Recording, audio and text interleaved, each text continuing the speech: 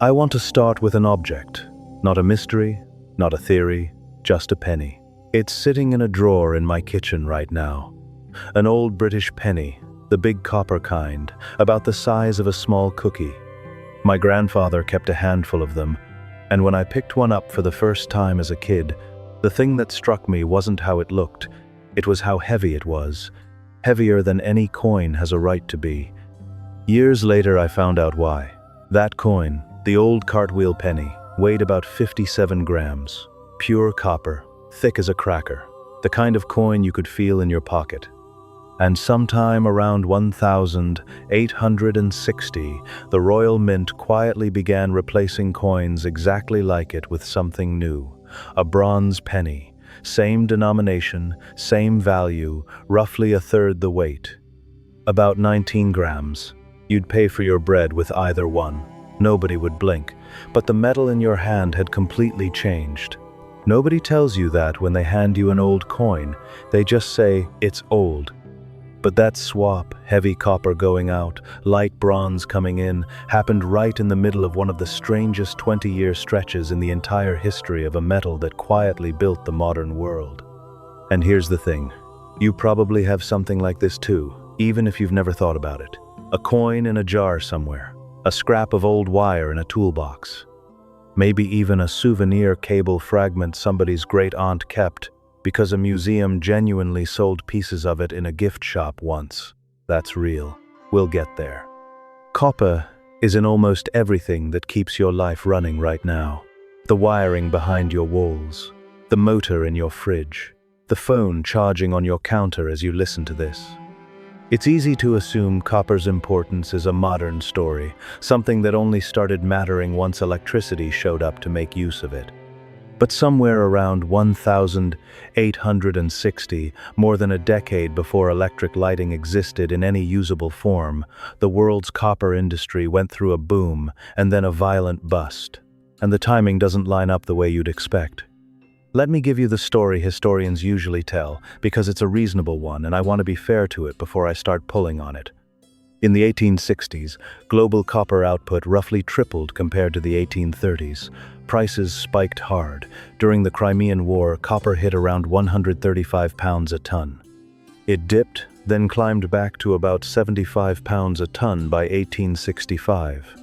In the United States, Lake Superior copper, the native copper being pulled out of the ground in Michigan, went from 17 cents a pound in 1860 to 55 cents a pound by 1864. A tripling in 4 years. The explanation is war. First the Crimean War, then the American Civil War, both of them devouring copper for cartridge casings, artillery fittings, ship sheathing, telegraph wire for military communication. Wartime demand pushed the price up. Then peace came, the wars ended, and new mines, especially Michigan's native copper deposits, now being smelted domestically instead of shipped overseas to Britain, flooded the market. Oversupply crashed the price. Boom, then bust. Cause, then effect. Tidy. And I want to be clear, there's real evidence behind this version. Contract records, import statistics, wartime procurement documents. It's a well-supported account, and most serious histories of the period repeat some form of it. This isn't a story historians made up carelessly, but it doesn't fully hold together. And once you start pulling at the threads, something odder sits underneath. Start with the most obvious problem, telegraph demand.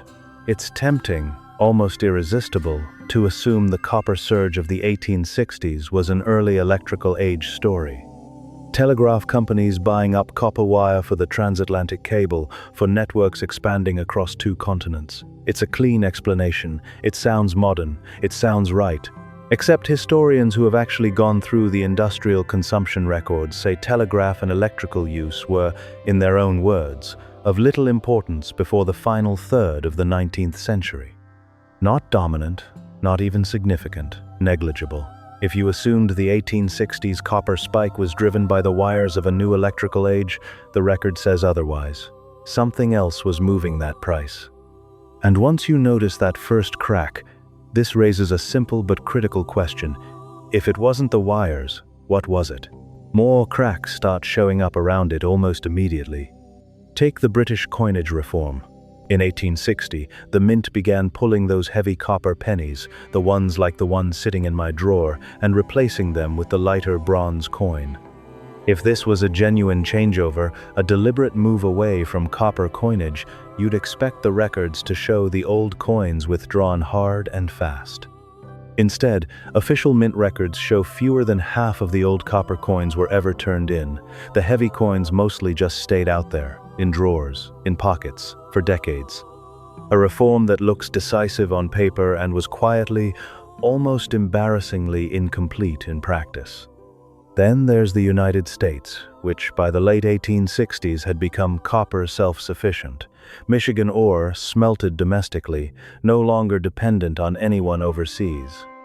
In 1869, Congress passed a tariff act that explicitly barred foreign copper from coming into the country. Sit with that for a second. If American copper demand were being driven by a genuinely booming, globally connected electrical industry, you'd expect that industry to want more copper flowing in from everywhere, not a wall going up around the market. Instead, the door slammed shut on foreign supply at the exact moment domestic production was surging. That's not the behavior of an industry hungry for more. That's the behavior of an industry protecting what it had just taken. And then the mines themselves. Old copper centers didn't just slow down in the late 1860s. Several of them collapsed outright, and not quietly. Chile's output dropped amid war and credit crises. Cuba's Cobre Company wound all the way down to zero output by 1869. Zero. South Australia's Burra Mine, once one of the great copper producers of the entire British Empire, closed its doors in 1868. And in Wales, the smelters of Swansea, which had processed a massive share of the world's copper for decades, lost their grip as new smelting operations in Michigan broke a monopoly that had stood for generations. None of these are secret facts. I want to be honest about that. They're sitting in mining journals, parliamentary records, congressional archives, public, verifiable, individually unremarkable. A mine closes, a tariff passes, a coin reform underperforms. On its own, each one is a footnote. But laid side by side, across 3 continents, inside the same narrow decade, they stop looking like isolated business stories. They start looking like pieces of one much larger shift. Here's what I think actually happened once you put the pieces on the table together. This wasn't one event with one cause. It was a structural changeover. Global copper power moving away from the old centers, the Welsh smelters, the Chilean mines, the Cuban and Australian operations, and toward a new one, American, specifically Michigan. Domestically smelted, increasingly self-contained. And that shift happened at almost exactly the moment wartime demand created the price spike that let it move fast enough to actually show up in the historical record. The war didn't cause the whole story by itself. What it did was provide the price signal, the incentive that let an already shifting global supply chain reorganize itself in the span of roughly a decade. The old coins didn't get pulled in because nobody was in a hurry to force a currency reform through, while copper still had real value sitting in ordinary people's pockets. Foreign copper got tariffed out because the new American producers had no interest in sharing a market they'd just spent a decade winning. Mines an ocean apart closed within a year or two of each other because they were all quietly losing the same competitive race to cheaper, closer, better organized supply. I want to say this clearly, because it would be easy to take this somewhere it doesn't need to go.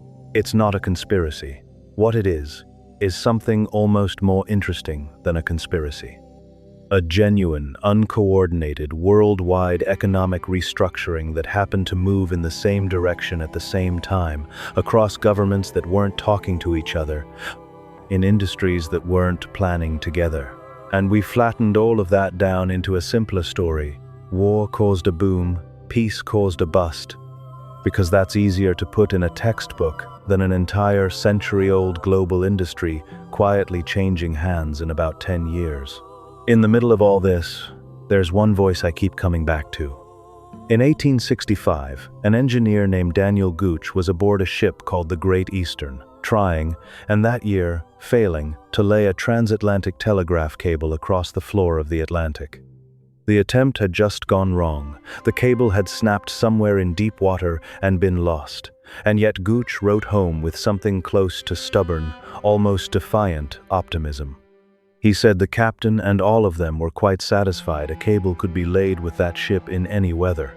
He had no idea he was standing inside a copper story bigger than his cable. He wasn't thinking about Michigan mines or Welsh smelters or British pennies being quietly, incompletely withdrawn from circulation an ocean away. He was thinking about one job, one failure. Whether it could be fixed tomorrow. And that's usually how it goes, isn't it? The people living inside a moment rarely see the whole shape of what they're actually part of. They just see the next attempt in front of them. I want to be straight with you about what's solid here and what isn't, because I think that distinction matters more than the story itself. The prices, the tariff act, the mine closures, the coin weights, the Gooch quote, all of it is documented, verifiable, sitting in parliamentary records, congressional archives, mining journals, and personal letters that anyone can go find and read for themselves. Nobody is hiding any of this. It's not buried.